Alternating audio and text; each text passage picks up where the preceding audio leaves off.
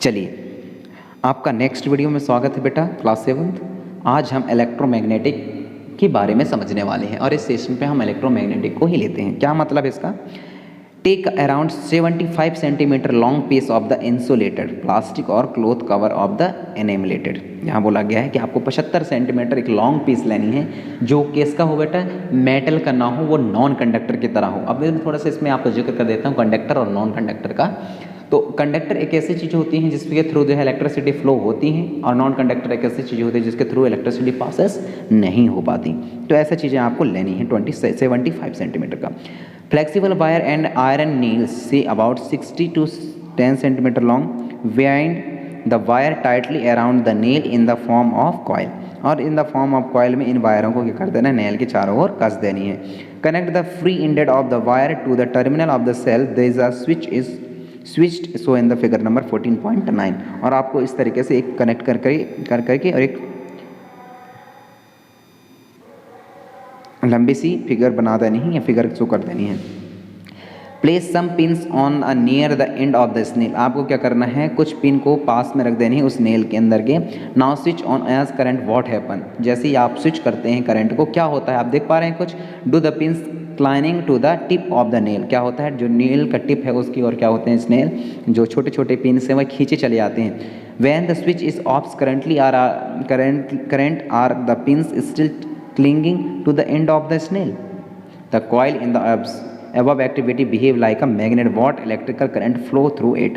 जैसे इलेक्ट्रिकल जो करंट था फ्लो हो रहा था, तो किसको ऊपर जो है जो कॉयल है वह कैसे बिहेव कर रहे थे बेटा, एज अ मैग्नेट। तो when the electrical current is the switch off, the coil generally losses it's magnetism. और जैसे ही इलेक्ट्रिकल करंट जब बंद कर दी जाती हैं तो जो कॉयल है वह अपना मैग्नेटिज्म के जो बिहेवियर है उसको क्या कर देती है बेटा, लॉस कर देती है। और इसी कॉयल के जो बिहेवियर है इसको इलेक्ट्रोमैग्नेटिक बोला जाता है। मतलब क्या बोला गया, यदि आपसे पूछा जाए तो आप क्या बोलोगे, यहाँ से आप लिखेंगे वैन यहाँ से लेकर के यहाँ तक। किसका डेफिनेशन है ये, इलेक्ट्रोमैग्नेटिक का डेफिनेशन है। आप यहाँ से लेकर यहाँ तक इसको कंप्लीट करेंगे। The electromagnetic can be made very strong and can be lifted very heavy loaded. और इस इलेक्ट्रोमैग्नेटिक का यूज़ जो है बहुत लिफ्ट को, हैवी लोडेड को उठाने के लिए किया जाता है। Do you remember the crane about which you read in chapter number 13 of class 6। क्या आपने क्रेन के बारे में कभी पढ़ी हैं, जो पढ़े होंगे मेरे ख्याल से चैप्टर नंबर 13 क्लास 6 के, तो उसमें उनके चार्ज के बारे में बताया गया था। The end of the such a crane has a strong electromagnetic attach to the it. क्या बोला जाता है, इन क्रेनों में इलेक्ट्रोमैग्नेटिक अटैच रहती है। The electromagnetic are also use to separate magnetic material from the junk. तो जंक से इलेक्ट्रोमैग्नेटिक भी जो प्रोडक्ट रहते हैं उनको अलग करने के लिए भी, सेपरेट करने के लिए भी इनका यूज़ किया जाता है। Doctor use a tiny electromagnet to take out small pieces of the magnetic material the have incidental fallen in.